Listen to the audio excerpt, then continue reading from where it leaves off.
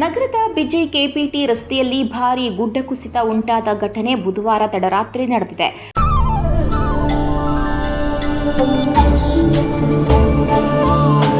Mysuru sandal ಸಾಬೂನು ಪ್ರಕೃತಿಯಷ್ಟೇ ತಾಜಾ ಮತ್ತು ಪರಿಶುದ್ಧ. ಬುಧವಾರ ರಾತ್ರಿ ಸುರಿದ ಭಾರೀ ಮಳೆಗೆ ಕೆಂಪು ಕಲ್ಲು ಗುಡ್ಡ ಭಾರೀ ಪ್ರಮಾಣದಲ್ಲಿ ಕುಸಿದು ರಸ್ತೆಗೆ ಬಿದ್ದಿದೆ.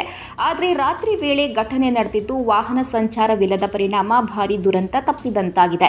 ಸದ್ಯ ಮಣ್ಣು ತೆರವು ಕಾರ್ಯಾಚರಣೆ ನಡೆಯುತ್ತಿದ್ದು ವಾಹನಗಳನ್ನು ಏಕಮುಖ ಸಂಚಾರ ಮಾಡಲು ವ್ಯವಸ್ಥೆ ಮಾಡಲಾಗಿದೆ.